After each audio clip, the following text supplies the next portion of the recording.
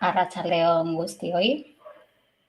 Hasi aurretik, hitzaldi hau asteartean eman behar zela esan nahi nuke, baina arazo tekniko bat egon zen eta horregatik barkamena eskatu nahi dizuegu. Ongi etorri kazetagunearen zuzeneko hitzaldi berri batera. Nire izena Natalia da eta gaur argazkilaritza mugikorrari buruzko aholku txiki batzuk emango dizkizuegu. Ezer baino lehen, gogoratzen dizuegu, gure web orrian ikastaroak eta hurrengo hitzaldiak berrikus ditzakezuela, besteak beste. www.kazetagunea.eus.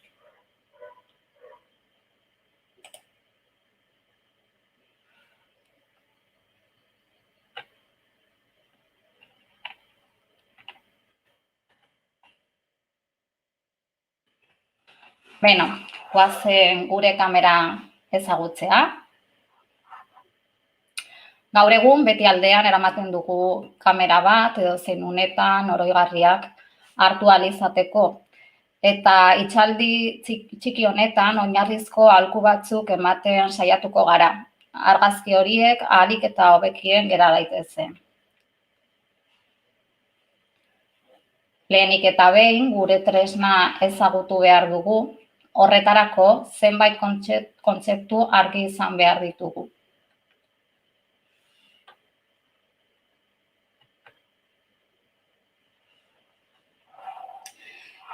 Zer da bereizmena argazkilaritzan? Inoiz, argazki batean, zuma hurbiletik erabili baduzu, pixel horiek nabarituko dituzu. Argazki batean, zuma erabiltzen duzunean, konturatu zaitezke benetan sare bat dela. Lerro eta zutabe interkonektatuak dira, lauki txikiak edo kutxak osatzen dituzte. Lauki hauek pixel bezala ezagutzen dira. Kamera digital baten sentsorea osatzen duten milioika pixelak egiazki argiarekiko sentikorrak diren lauki txikiak dira. Norbaitek argazki bat ateratzen duenean, pixel bakoitzak iristen zaion argiaren distira eta kalitatea harrapatzen ditu. Bereizmena, irudi baten informazio diskretua adierazteko duen kamera baten gaitasunari dagokio, hala nola xehetasunak eta ehundurak. Bereizmena zehazten du zein handia izan daitekeen argazki bat, ezagutezina desenfokatuta edo pikortuta egon gabe. Orokorrean, kameraren bereizmena pixel azbetekoetan neurtzen da, PPI edo DPI bezala laburtua. Eta honek irudiaren garbitasuna eta xehetasuna azaltzen du. Nola neurtzen da bereizmena? Bereizmena pixelekin irudikatzeko ohiko modua zabalera bider altuera da. Adibidez, kamera baten fabrikatzaileak 3.904 bider 1.588 pixel gisa deskriba dezake kameraren bereizmena. Bereizmena, zifra horien emaitza gisa ere adieraz daiteke, edo 10, 152, 592 pixel. Pixel kopuru osoa kontuan hartu eta milioi batean zatitzen badugu, megapixelen edo MP kopurua adierazten du. Gure adibidean, kameraren bereizmena horrela egongo litzake adieraztuta. Orduan, 10,1 megapixel bat, milioi bat pixel da.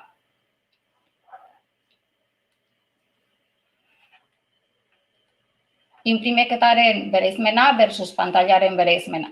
Bereizmenaren kontzeptua konplexuagoa bihurtzen da irudiak inprimetzarakoan.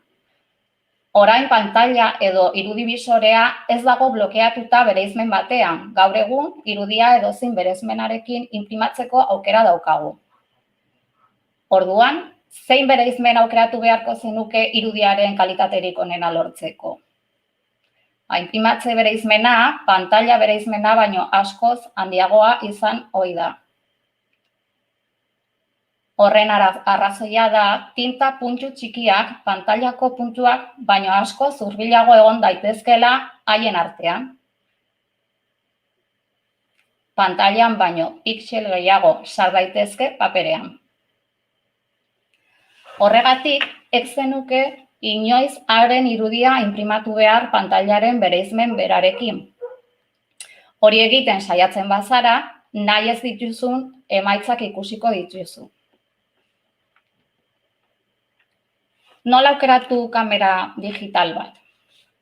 Gaur egun, batez besteko kamera digitalak bereizmen handia du zure beharrak asetzeko. Erraza da gehienentzat oinarrizko bereizmena betetzen duen kamera digital bat aurkitzea, inprimatzeko eta bistaratzeko helburuarekin. Kopuru hau 6 megapixel inguru dago.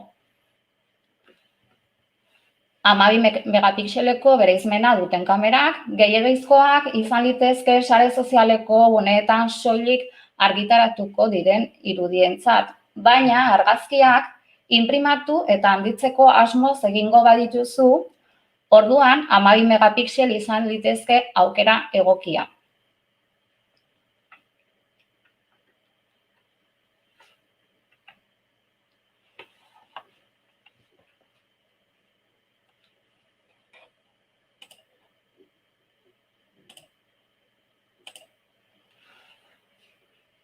Irekidura, diafragma.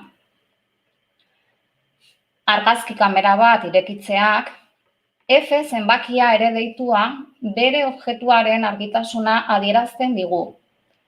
Hau da, diafragmaren bidez, sentsorera argi gehiago edo gutxiago iristeko gaitasuna. Irekiera handiago batek, F zenbaki txikiago batez irudikatuta. Irekiera txikiago batek, baino argi gehiago pasatzen utziko du, F handiagorekin irudikatuta.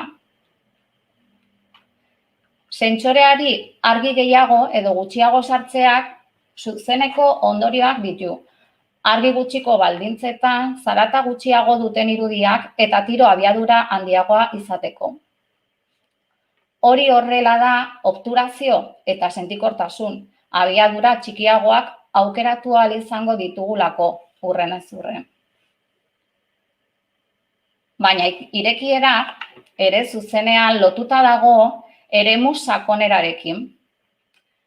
Erraz hitz egiten ari gara, argazkiak argi eta garbi ageri den puntu fokatuaren aurreko eta atzeko distantziari buruz. Irekidura handia badago, distantzia hori murriztu egiten da, boke bezalako efektuak lortuz.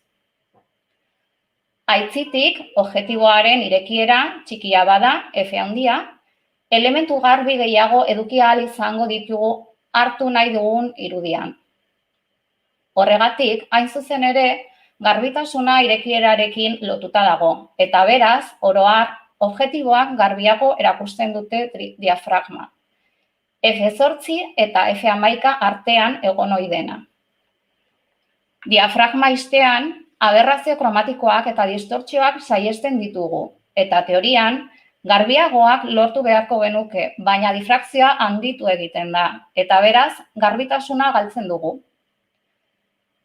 Irekiera handitzen badugu, garbitasuna paperaren gainean handitzen da, baina horrekin lotutako beste arazo batzuk agertzen dira.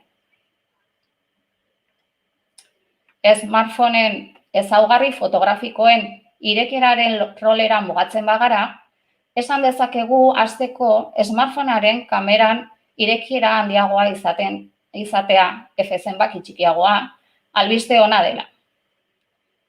Esan bezala, sentsorera argi gehiago iristeko aukera ematen digu.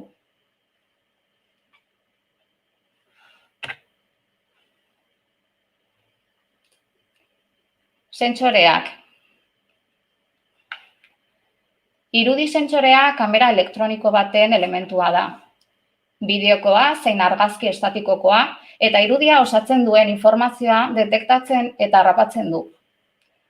Hori lortzen da argi uinen indargabetzea seinale elektriko bihurtzean. Uin horiek zeharkatzen edo gorputzez islatzen direnean. Sentsoreak hartutako uinak argia edo beste erradiazio elektromagnetiko mota bat izan daitezke. Argiarekiko sentikorrak diren milioika osagaiz, fotodiodoak eta fototransistoreak osatutako txipa da esposiziopean jartzean irudia osatzen duen objektibo baten uin proiektatuak harrapatzen dituena. Elementu fotosentikorrez osatutako matrize baten bidez egiten du, eta horretarako jasotzen duen argia seinale elektriko bihurtzen du. Seinale horiek ondoren patroi gisa bihur, azter, biltegiratu eta irudika daitezke, baina bai analogikoa, adibidez ekortze seinalea edo eskaneatzea, edo digitala, ondorioz argitasun balioen laginketa eta zenbakizko bihurketa. Azkenik, patroi hori gordetzen duen artxibo informatikoa pantaila batean irudika daiteke, edo argazki paperean inprimatuta zenbait prozesu eginez. Gure begiek irudi gisa ikus dezaten. Pantailarik abiadura handian igarotzen diren irudien segida jarraitua bideo gisa hautematen du begiak. Egia esan, sistema analogikoaren oso antzera funtzionatzen du. Argiak negatiboan eragiten du, irudia osatzeko eremuak errez.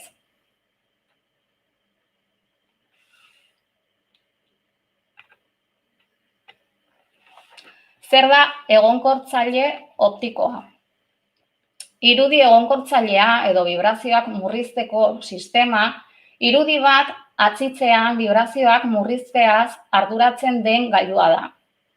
Argazki bat ateratzeko unean nahi ez diren mugimenduak gertatzen direnean.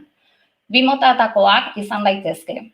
Fisikoak, mekanikoak, adibidez tripode bat, eta digitalak, sentsorean bertan integratuak.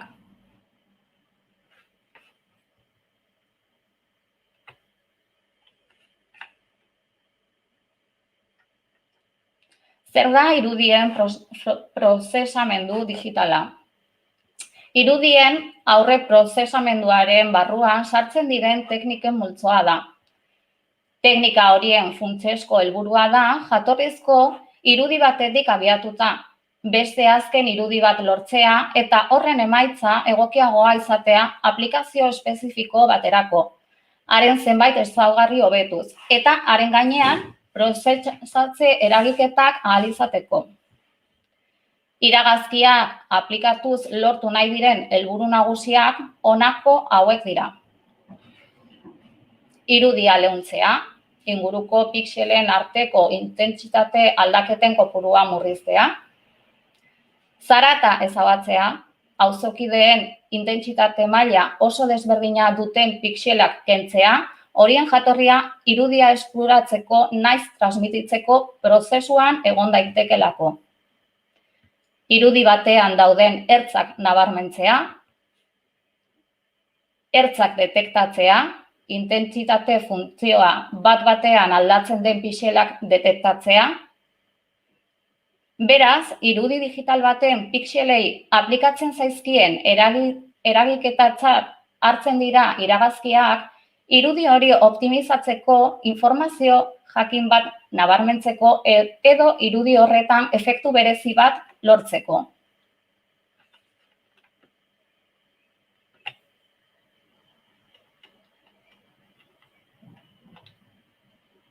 Jarraian, argiarekin eta konposizioarekin lotutako aholku batzuk emango dizkizuegu. Hasi aurretik, oinarrizkoa da garbiketa. Lenteak beti garbi eduki zapi batekin eta saiatu sakelako telefonoan, poltsikoan eramatean marrarik ez egiten. Espazioa, gure biltegian argazkiak gordetzeko nahikoa leku izatea beti. Eguna, gaua, beti izan behar dugu kontuan zenbat argi dagoen ingurunean eta ez dugu beldurrik izan behar diafragmaren irekiduraren jolasteko. Tripodea, argazki estatikoak egin behar baditugu oso gomendagarria da tripode bat edukitzea, asko lagunduko baitigu.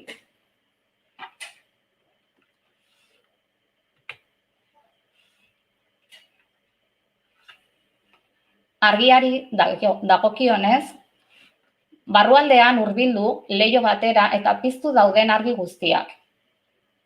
Kanpoko argia gogorregia bada, bilatu itzaleko gune bat. Kontraste handia izaten jarraitzen bada, egin probak zure kameraren HDR moduarekin, emaitza onak eman diezazkizukete batzuetan. Lehentasuna eman argiarekiko esposizioari emaitza honenak emango dizkizuna da. Eta gogoratu, iluntasuna da zure smartphonearen etsairik okerrena, irudiak sarataz erraz beteta agertzen dira.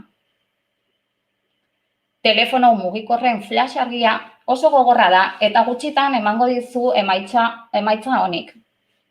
Hobe da ahal dituzun argi guztiak pizten saiatzea, protagonista mugitzea edo zure telefonoaren doikuntzetan ISO araua behartzea.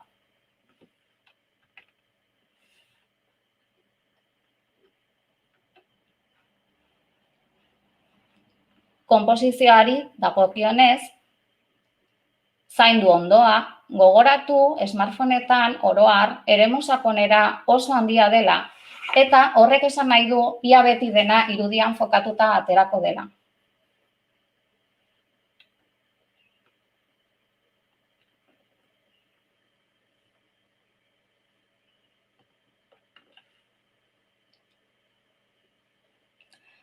Telefonoaren kuadrikula aktibatu, konposatzen lagunduko dizu. Interesgunea enkuadraketan kokatzen, lerroak zuzen mantentzen, eta horrela irudia ebakitzea ere saihestuko duzu.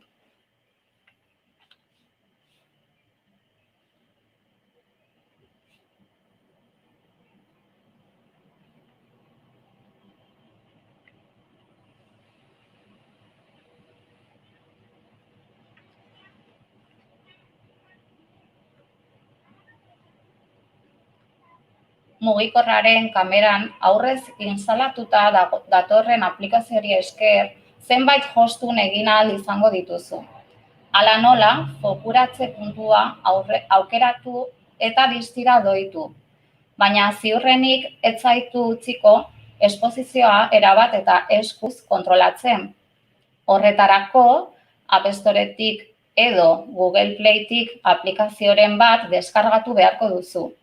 Esaterako, Open Camera,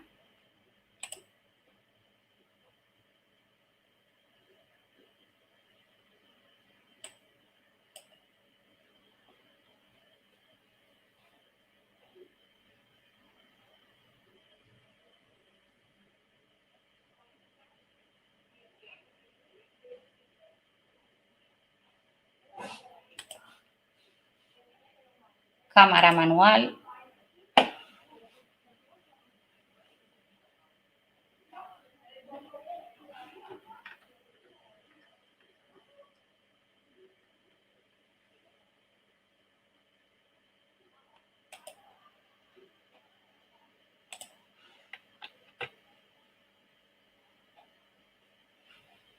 deskargatu eta probatu gure argazkiak hobetzeko eta ukituak egiteko aplikazio egokiren bat. Izan ere, batzuetan ikusiko dugu konposizio ona izango dugula, baina argiak edo erreflexuaren batek huts egiten digula. Hona hemen aurki dezakegun hoberenetako bat. Snapseed.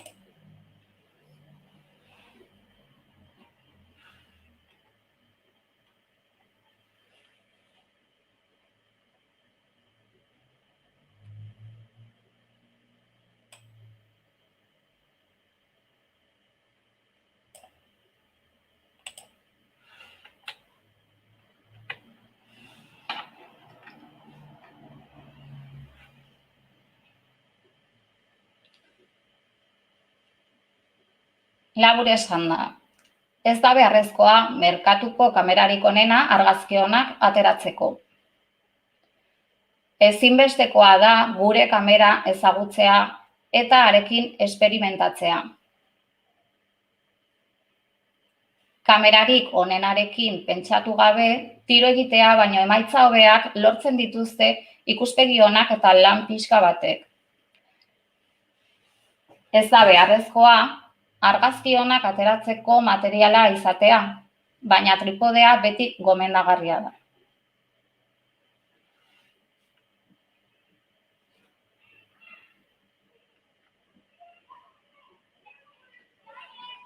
Espero dut hitzaldi hau gustatu zaizuela, eskerrik asko entzuteagatik eta Kazetagunearen hurrengo hitzaldian zain izango gaituzue.